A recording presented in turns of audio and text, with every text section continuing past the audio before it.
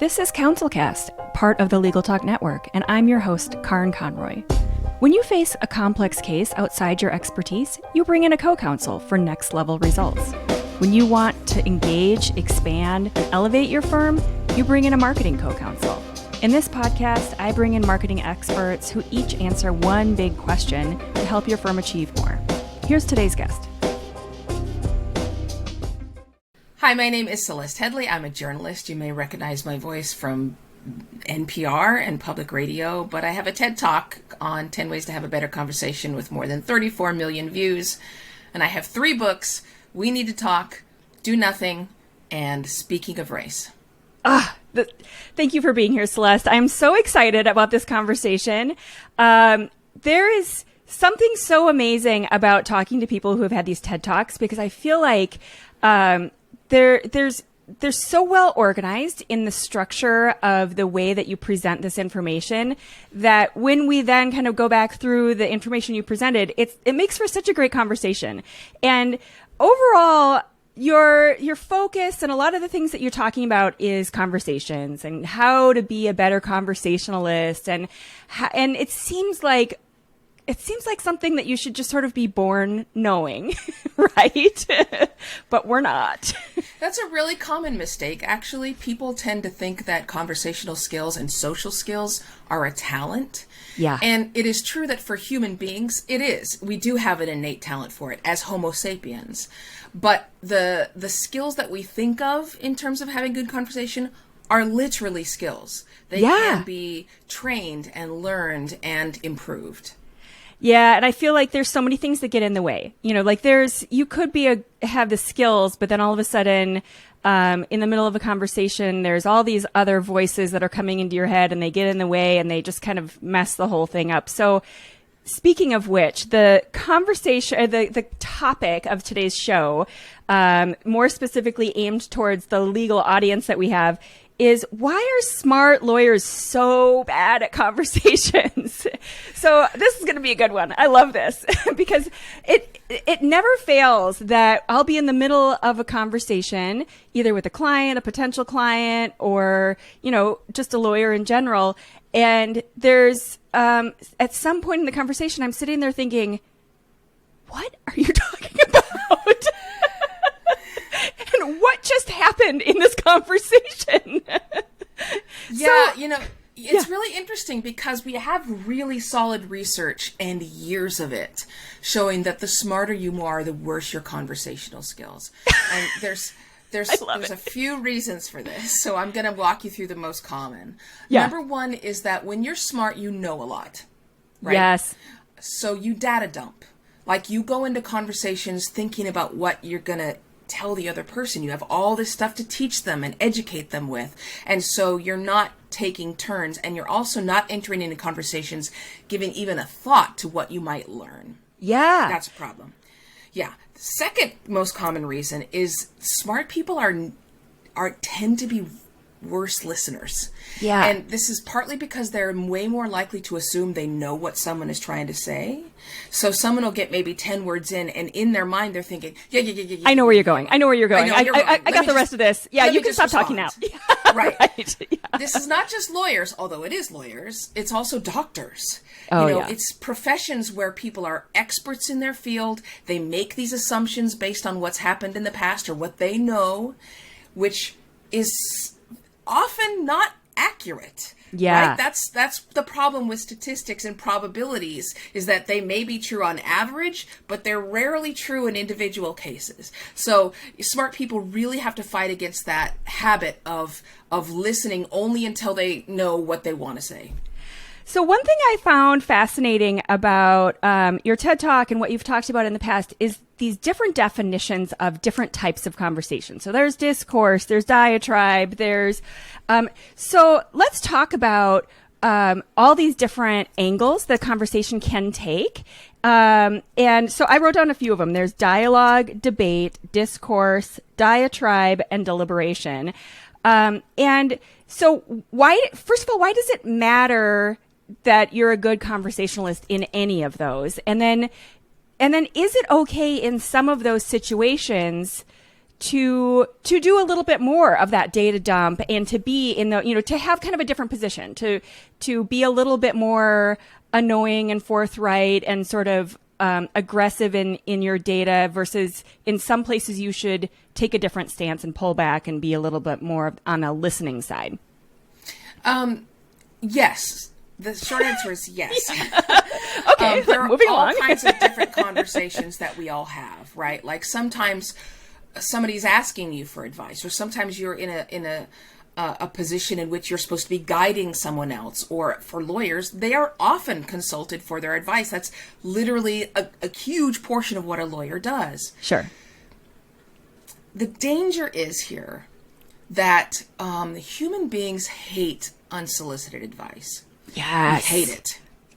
And it's almost always interpreted as criticism. But here's the other sticking point, is that even when it's solicited, that's one of the very few and rare times when conversation actually has a negative impact on somebody's well-being.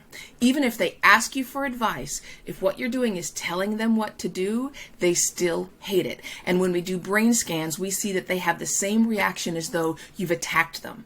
You've punched them in the face. Yeah, they literally are going through those physiological changes of an increased heart rate, and their muscles will begin to tense up, and they will prepare to fight or flee. Oh my gosh. That is what is happening. And you can understand how that makes it impossible for them to absorb in the information you're trying to give them. So in these cases, you're a criminal defense attorney and your client is sitting in jail and you're telling them, okay, you need to do X, Y, Z, or even a doctor, I'm diagnosing your terminal illness and we need to do the following. What are you supposed to do so that they don't freak out like that? So there's actually evidence-based ways to get around that defensive reaction. Okay. But they all involve not actually telling people what to do, but guiding them through your questions and your responses. That's literally how you do that. Okay, so explain that more. Okay, so instead of giving advice, you're actually going to guide them to find their own answers through this combination of listening and asking questions. Okay. So we know that as long as you're asking questions out of a place of genuine curiosity, you can guide people along. So one of the first questions you always want to ask is, what's the real challenge here? Yeah. Right? You're going to try to guide them to tell you what's the real story. Then you're going to say, what have you tried already? Who have you spoken to already? What things have happened already? What's your ideal outcome? If you were going to solve this in the ideal way, what would that look like? Yeah. And you can always ask things like, and what else? And what else? To encourage them to keep talking. Then you can say, now here's the options I've heard you lay out. Which of those options sounds best to you? Okay. What might stand in the way of what you want to do? Now, you're talking about a criminal defense attorney who has to tell someone. You can turn that advice from, okay, it could be this plea, blah, blah, blah, blah. You say, that's really interesting. Here's how you see the situation. Here's what you would like to see happen. I'm going to lay out, the different specifics of this, and then you tell me which one looks best to you, and then we'll go from there. And obviously you are going to try to guide them to the one that you think is best. The best. Yeah. Right. But if you just start out by telling them that, they won't absorb it. Yeah. In fact, it makes them defensive. And remember, the defensive reaction is a fight or flee, which means they'll either start tuning you out or they will resist you for no other reason except to resist. Yeah. I've got a couple kids, and this reminds me of the toddler years too, where it's like it makes no sense for me on any level for them to be throwing themselves on the ground and throwing a tantrum over, their grilled cheese being a little too melty. But that's what's happening right now, just because it gives them this much control over their life. And so, there's so much kind of interesting brain science in just watching a human kind of grow, like seeing the brain develop at that point. And because I feel like that toddler part of your brain is what pops in when you have those kind of reactions. So like all of a sudden you're a 2-year-old and you're like, no, it makes no sense for me to say no, but I'm going to say no because I just need to resist right now.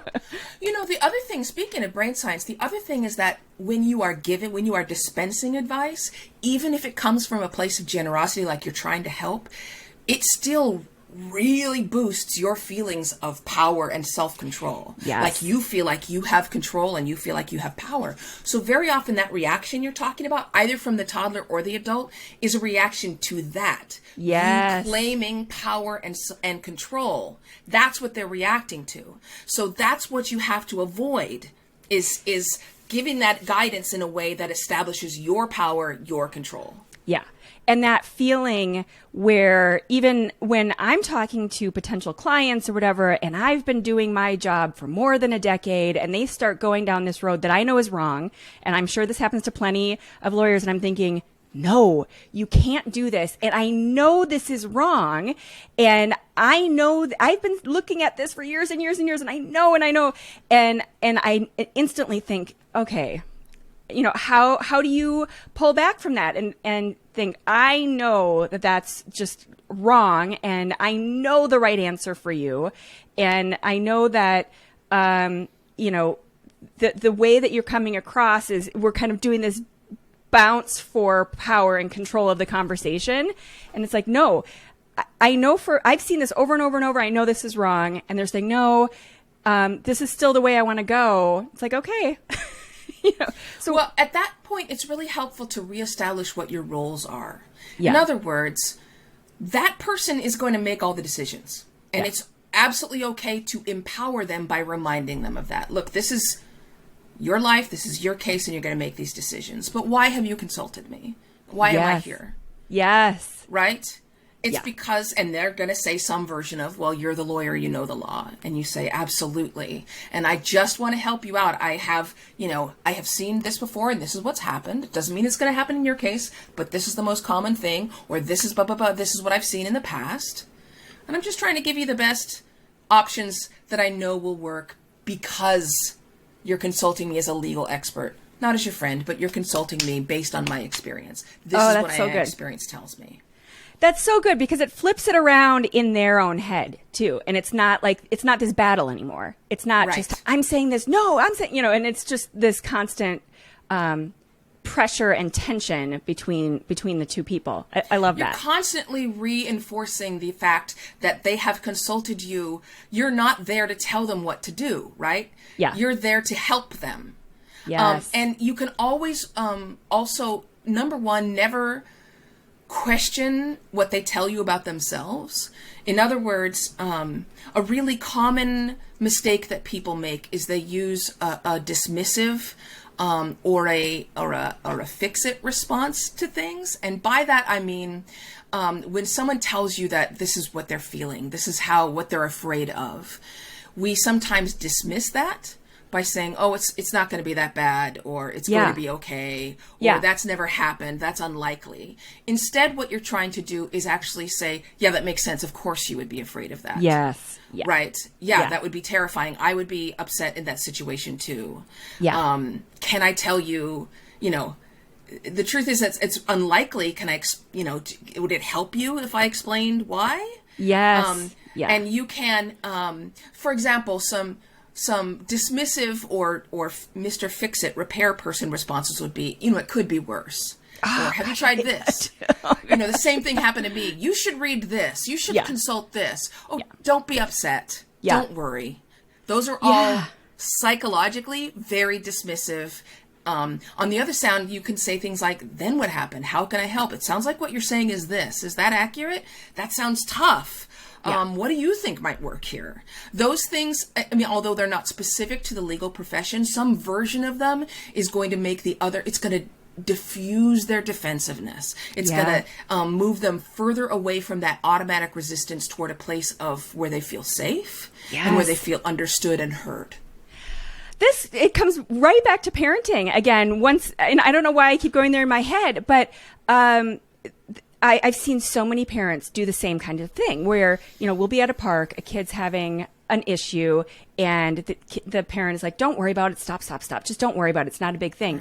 Well, to this 2 or 3 year old, this is the biggest thing that has happened to them all day, and they're 2 or 3. So maybe this is the biggest thing that's happened in the last 6 months or year. And you've just completely shut them down and let them know that you're not on their side, that you can't support them and all. And so with my kids, I did a similar kind of thing where it's like, you just acknowledge it. You recognize that they're having a hard time. And then instantly it sort of puts ice on the whole issue. So what's becoming heated and hotter, it just kind of cools it down. Okay, she gets it. She hears me. She recognizes my issue. Okay, so now let's like take a breath and move past it and move to the next, the phase of kind of solving it or recognizing it or coming to some kind of, response instead of just spinning inside of the problem of it. So, we think of I want you to think about a word like compassion, because we think of that as sort of like this woo-woo, soft skills, Yes. I'm not here to love you, I'm here to give you legal advice, right? Yes. But in the psychological framework, in other words, and when we think of compassion as a tool to bring both mental and physical health, there are 3 components to it. One, there's mindfulness. And when it comes to like pain or suffering, mindfulness is the most grounded, realistic thing you could have. It's not saying, why is this happening to me? It's not saying this is the worst thing ever. It's saying, I'm suffering right now. Yep. This is what this is. This is pain. I'm upset. This is what's happening. You're mindful and aware. The next part of compassion is a common humanity. In other words, it's not just me. Everybody goes through suffering. Yeah. Lots of other people have been through this before, right? It's this touchstone with this common experience, which is what many kids lose sight of. Yes. Is especially in puberty, right? You never understand me. No one's never loved anyone else this way, right? Yeah. And the final thing is kindness. And that's not it's not babying anybody. You're not coddling anyone. You're just saying, of course you're upset. May I be kind to myself. May I be kind to you in this. Because this is suffering. It happens to a lot of people. It's tough. I can't make it go away. And so let's get through this with kindness. Yeah. And that kind of compassion actually is, not only is it antidepressive, not only is it anti-stress, but it also is double digits more motivating for improvement. So when you think about this in terms of your clients, when you are showing them that kind of compassion, you are much more likely to get the response of, I want to make things better. I'm going to work to make things better. We have so much clinical research showing that. We think that criticism and tough love is motivating, and it is the opposite. It is very demotivating. It is actually paralyzing.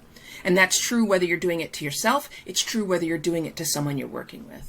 Oh, that's so perfect, because the next question I was thinking about asking is why this matters in terms of business and in terms of running their law firms and in terms of, actually getting these results that they're looking for in these cases. And that leads right into it. It's, how does this relate to, and you started talking about kind of working better with your clients and working towards the same types of goals.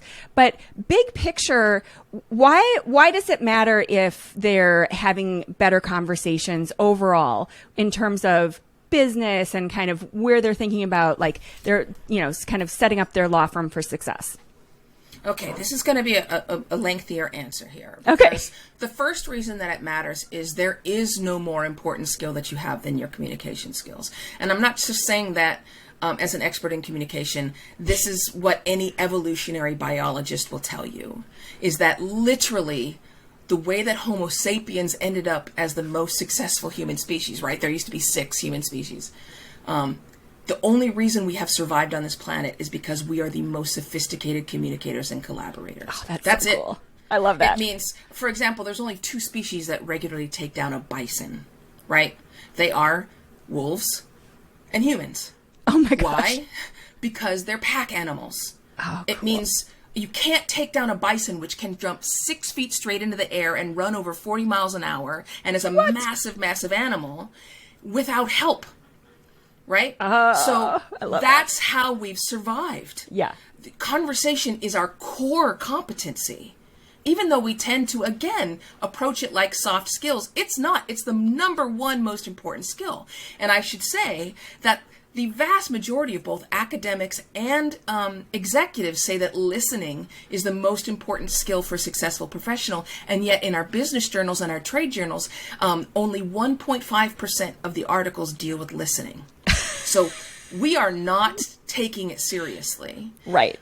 The second thing I will say is that, okay, let me start here.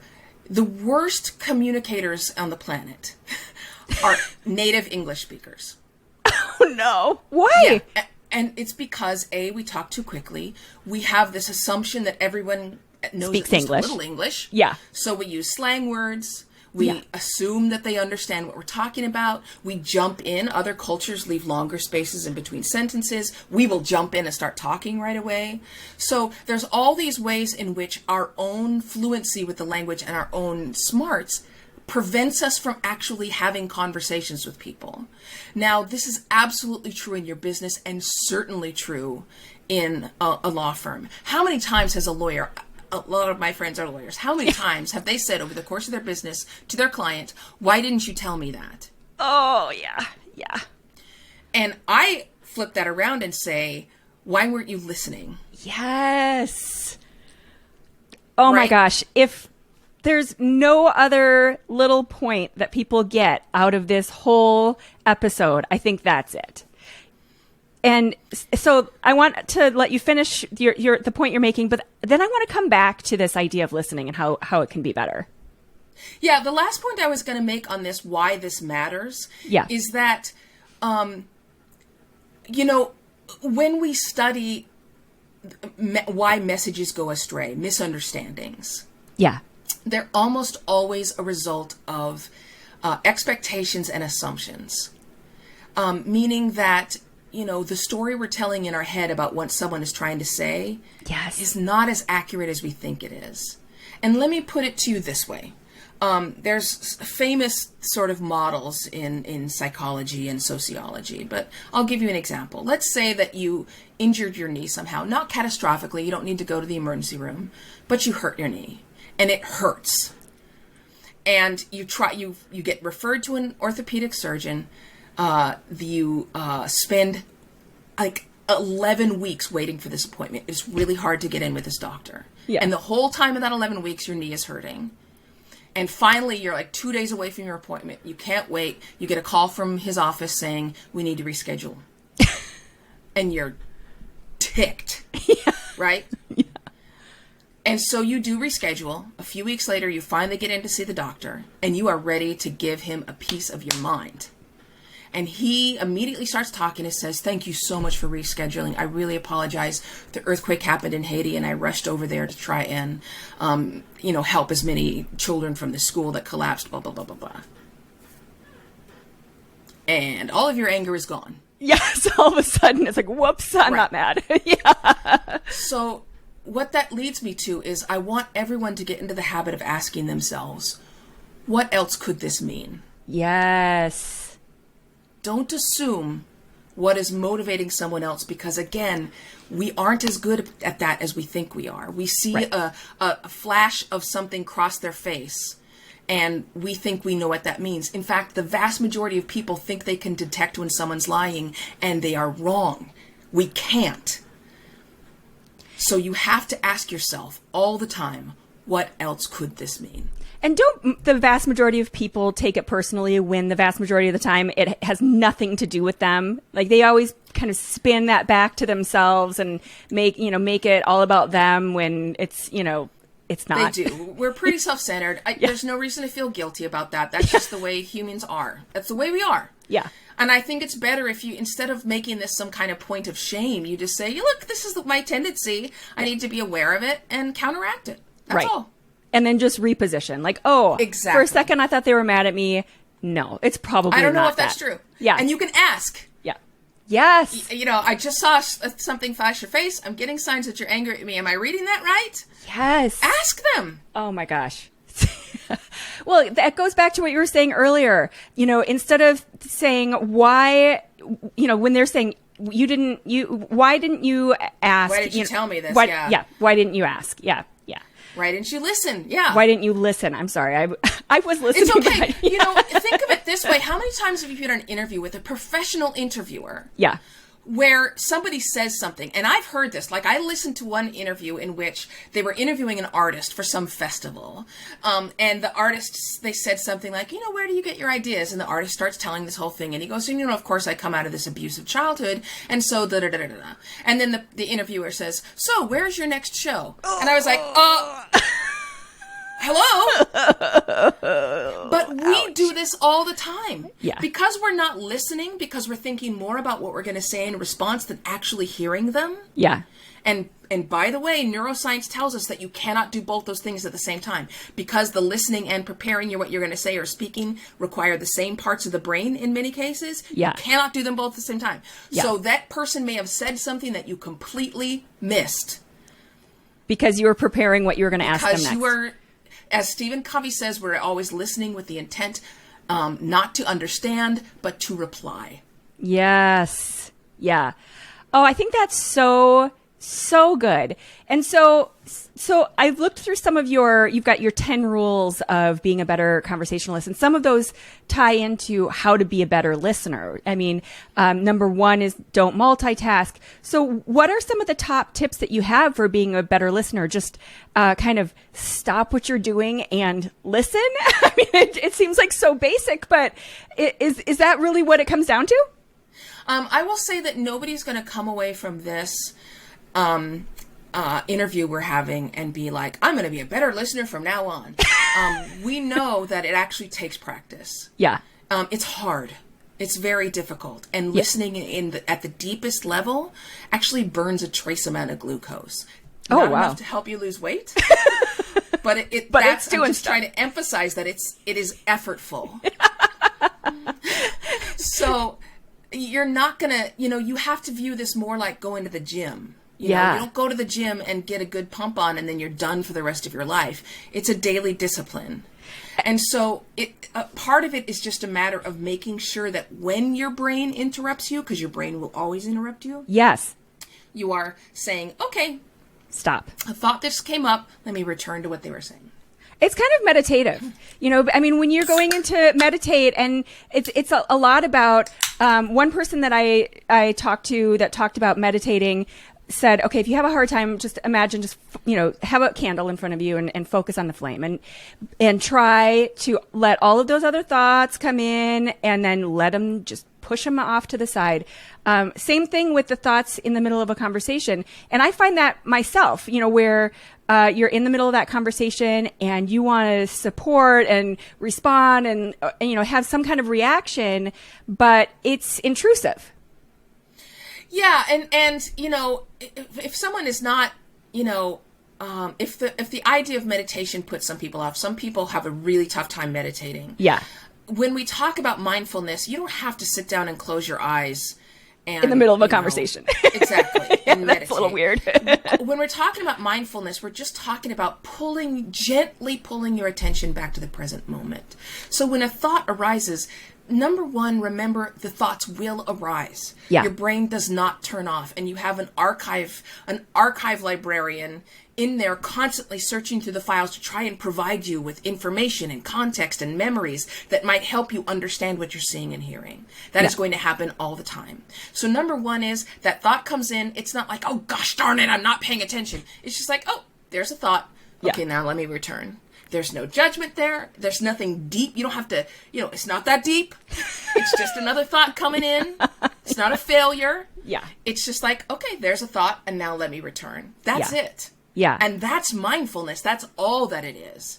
And it's the same thing whether you're looking at a candle or some people have you just pay attention to your breath. You are not going to be able to look at that candle without other things arising in your head. Right. When people say empty your mind, that's crap. That's that's not a thing. No. It's like, how are you supposed to go to just flat brain process? I mean, my brain is working all the time. It's taking Even in, the air conditioning. Exactly. Yeah. The air conditioning clicked on and something moved over there. And I mean, that's the job of your brain.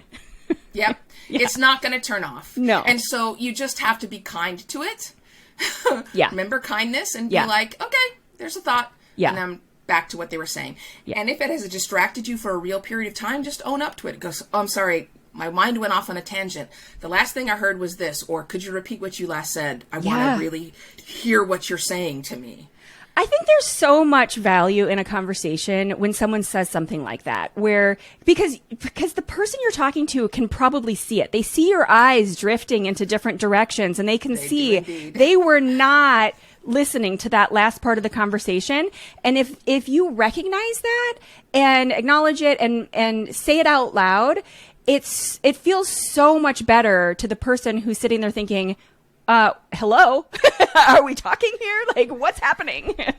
Yeah. And in fact, that's backed up by research as well. When you ask those follow-up questions, when you say, I didn't get what you were saying. Yeah. People find that their trust in you goes up. They find you more likable. They find you more honest. I think that's really good advice because, I think some people are afraid to say or do things like that because it makes them look like, kind of dumb or like they weren't, they think it makes them look that way. But it's the opposite, right? Yeah. And that's one of the other tips is to say that you don't know when you don't know. Yes. And again, we know that research shows that people who say, I don't actually know that, or I don't know, but I'm going to find out. Yeah. People's trust goes through the roof. It goes up significantly. Right. They are more likely to trust you. And in fact, when they've tested this in a clinical setting with medical doctors, their belief that the doctor is intelligent, experienced, and knowledgeable goes up. Yeah. When they're willing to say, I don't know that. You're afraid it's going to be the opposite, but it will increase. Right. Because the alternative is if you're not quite sure and you start answering a question and they can tell, they keep repeating themselves and they don't sound secure in this answer. And now I'm questioning everything they said to me. And like the alternative is way worse. So much worse. Yeah. And also, you a lot of times we guess. Yes.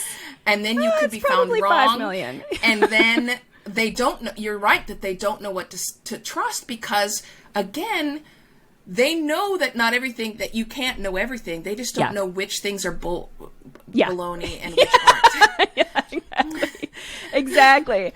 Yeah. Oh, that's such great advice. Like, just recognize the humanity in this conversation. Be a normal human being. Recognize when you drift off. Recognize when you don't know things, and then listen.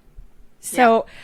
So Celeste, we have a great library of book recommendations that we like to offer our listeners. So what book are you going to recommend to the audience today? And obviously we're also going to link to all of your books that, because those are obvious and we need people to start with the books that you've written yourself.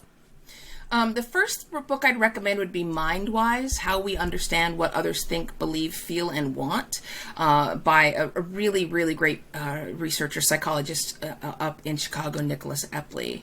And that book, I always steer towards books that are evidence-based. I don't ever want to read a book that's based on someone's personal experience or their, their guesses. Yeah, right. Yeah.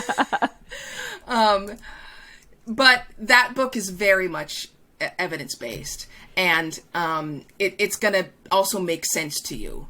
What does it talk about? Mind-Wise is talking about the ways in which we relate to each other, the ways in which we think we know what other people are thinking, and why we don't. Why we're wrong.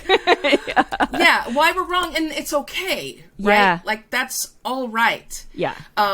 You can also find a book called Mindful Listening, which is part of the Harvard Business Review Emotional Intelligence series. Oh, wow. And I also find that one to be very, very informative in terms of helping people learn, when I was talking about really working on this as a discipline, that's going to help you. Yeah. So those would be the two that I would start with. I didn't know that the HBR had that whole emotional. What was the category you It's said? an emotional intelligence series. Oh, that's awesome. That sounds so interesting. I mean, usually their Harvard Business is doing case studies on big companies, and it's talking about much more finance and, and it's nice to see them get into the soft skills and recognize how important that is for people.